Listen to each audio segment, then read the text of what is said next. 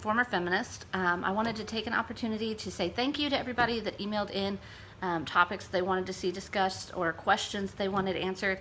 I appreciate it. I have written them all down in order, and I'm going to try and get through them in order. Some of them are a little bit deeper than others, and they're going to take longer to kind of get my thoughts out and organized. But for the most part, I'm going to try to do them in the order that I got them. So hopefully those will be coming out here pretty soon. But today I wanted to address the first one, and the first question that I had in my inbox was, how do I maintain my reading schedule with two small children?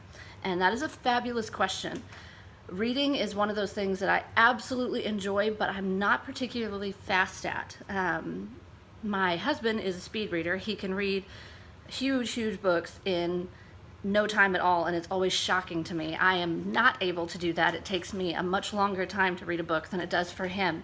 So for me, what I do is I keep one book in each room. That way I'm not trying to carry one book around all over the house with me. I keep a book in the living room. I keep a book in my bedroom. I keep a book in the office.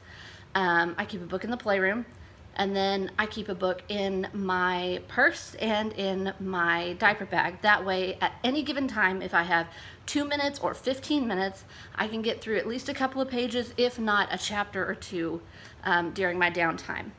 And I know that that sounds kind of tedious, but that's what works best for me. Trying to sit down and read 15 chapters in one afternoon just isn't going to happen with a 3-year-old and an 18-month-old. It's just not practical. So what I do is keep several books going at one time and then kind of mix and match. I do try and keep the heavier things, like if I'm going to go through a theology book or something that's really deep, I try to keep that reserved for not out in public places, not where I'm going to be distracted by anything else. So those are the ones that I typically keep either in the office or back in my bedroom that I can read during downtime.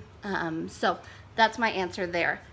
As far as how do I make the time to do it, my number one suggestion is to cut off your Netflix. And I know everybody's going, oh my gosh, why would you do that? Because I would much rather read and develop my spiritual walk and my personal disciplines than to watch somebody else live their life. So my number one recommendation for finding more time to read is to cut out Netflix, cut out Hulu, cut out whatever you're watching, and read instead.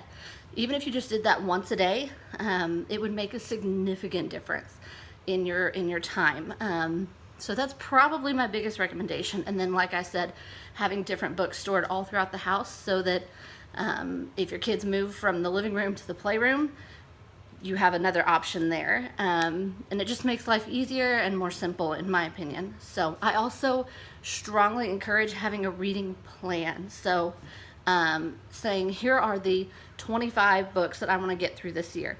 That way it's not a, oh man, I just finished this book, what do I read next? If that makes sense. Also, one last thing, I really discourage reading a lot of fiction. I think fiction can be great. It can teach really good things sometimes, but a whole lot of fiction is frankly junk food. And I don't need any more intellectual junk food. So instead, my rule of thumb is for every 5 development books that I read, either personal development, spiritual development, homeschooling material, military life kind of stuff, then I can read 1 fiction book. So that's kind of my ratio. But for the most part, I try to stay away from fiction because honestly, I just really don't need it. So at the end of the day, I would say trying your best to read good, solid books, and then making sure you have a plan for which one's going to come next. That way you're not scrambling at the last minute. And then having a variety of books around your home so that you can quickly and easily pick up a book. You don't have to go searching for your one, or your kid pulled the bookmark out of it or whatever. It just makes life a lot easier. So that's my answer for how I get through large amounts of reading in the time that I do with a 3-year-old and an 18-month-old.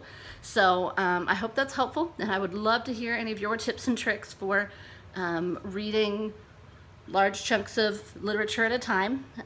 Also, if you are on Goodreads, friend me on Goodreads. I would love to get recommendations. I'm still filling out the last of my reading plan for 2018. On our blog post on Tuesday, I talked about how my goal for 2018 is to read 52 books this year. So far I have 41 of them filled in, so I've still got a few spaces left, so I would love recommendations on parenting or discipleship, spiritual growth, homeschooling. I'm really into reading about homeschooling right now, even though we have a little while before our kiddos are quite ready for it. So anyway, anything that you can suggest or recommend would be appreciated. Thanks, guys. Bye.